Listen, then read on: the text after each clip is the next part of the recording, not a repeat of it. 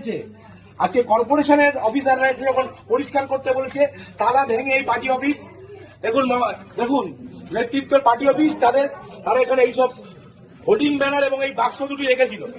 আজকে এখানে তালা ভেঙে এখানকার কর্মচারীরা, এখানকার সাফাই কর্মচারীরা, এখানকার অধ্যাপকদের অনুমতি নিয়ে এগুলো উদ্ধার করেছে। আপনারা দেখুন কি পরিমাণ টাকা, 100 টাকা 500 টাকার বান্ডিল উই পোকায় খেয়েছে।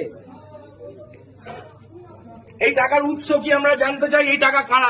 দিনের পর দিন এই কলেজে যারা দুর্নীতি করেছে, এই কলেজে যারা দিনের পর দিন ধরে দুর্নীতি করেছে, এই কলেজে দিনের পর দিন যারা টিচিং স্টাফদের ঠকিয়েছে, প্রফেসরদের সঙ্গে গুন্ডামি করেছে, তাদের প্রত্যেকের টাকা এটা।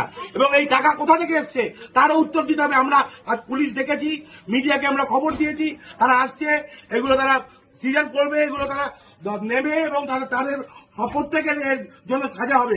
এবং আমরা যত অপর পর্যন্ত যেতে হয়, আমরা যে একটা শিক্ষা প্রতিষ্ঠানে, এটা কি কোনো মন্ত্রীর হাতের তলা?